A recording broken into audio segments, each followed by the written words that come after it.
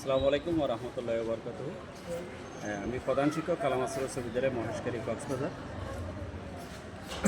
আলোকিত মেধাবীকের স্বর্ণপদক বৃত্তি পরীক্ষা 2025 অত্র কেন্দ্রের বর্তমানে আমি কেন্দ্র সচিব হিসেবে দায়িত্ব পালন করতেছি।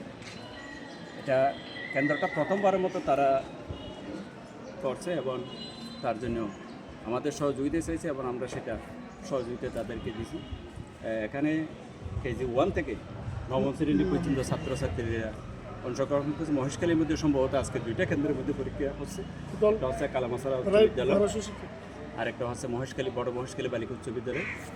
2টা কেন্দ্রের মধ্যে প্রায় 1200 ছাত্রছাত্রী অংশগ্রহণ করতেছে। ধন্যবাদ আলোকিত মেধাবীকের স্বর্ণপদক বৃত্তি 2025 যারা আয়োজন করেছে তাদেরকে আমি ধন্যবাদ জানাচ্ছি স্কুলের পক্ষ থেকে এবং আমার ব্যক্তিগত পক্ষ থেকে। এই কারণেই মহেশখালীর মধ্যে অনেক স্কুল থাকার পরেও তারা কালামাসারা উচ্চ বিদ্যালয়কে বেছে নিচ্ছে। এই জন্য আন্তরিকভাবে তাদেরকে আমি ধন্যবাদ এবং কৃতজ্ঞতা জানাচ্ছি। আবার এখানে আপনারা নিশ্চয়ই জানেন এটা এসএসসি কেন্দ্র, জেএসসি কেন্দ্র প্লাস পিএসসি কেন্দ্র। বর্তমানে 2টা পরীক্ষা আপাতত বন্ধ আছে, পিএসসি এবং জেএসসি, যার কারণে প্রতি বছরেই মহেশখালীর মধ্যে এটা এসএসসি দ্বিতীয় কেন্দ্র, অর্থাৎ 2010 সাল থেকে অদ্যাবধি এসএসসি পরীক্ষা চলে আসতেছে।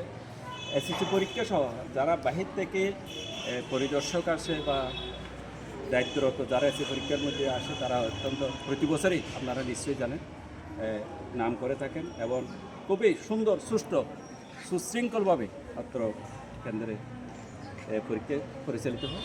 আমি কৃতজ্ঞতা জানাচ্ছি এদেরকে যারা মহেশখালীর মধ্যে দূর ভবিষ্যৎ এখানে এই যে যারা ইউনিভার্সিটি এবং বদারখালী গিয়ে এবং মহেশখালী আদর্শ উচ্চ বিদ্যালয়ে গিয়ে লেখাপড়া করতে হতো, কিন্তু যারা 1978 সালে খুবই পরিশ্রমের মাধ্যমে যারা স্কুলটা প্রতিষ্ঠা করেছিলেন, অত্র এলাকার সংখ্যান যারা লেখাপড়ার দিক দিয়ে পিছিয়ে ছিলেন, যাদেরকে হেঁটে হেঁটে স্কুলে যেতে হতো, তাদেরকে সুযোগ করে দেওয়ার জন্য যারা স্কুলটা প্রতিষ্ঠা করেছিলেন, সম্মানিত প্রতিষ্ঠাতাবৃন্দ এবং সম্মানিত দাতা যারা আছেন এবং যারা শিক্ষকতা করেছেন, জনাব মাস্টার সিদ্দিক আহমদ সাহেব, উনি প্রতিষ্ঠাকালীন এই স্কুলের শিক্ষক এবং এই স্কুলের ডোনার।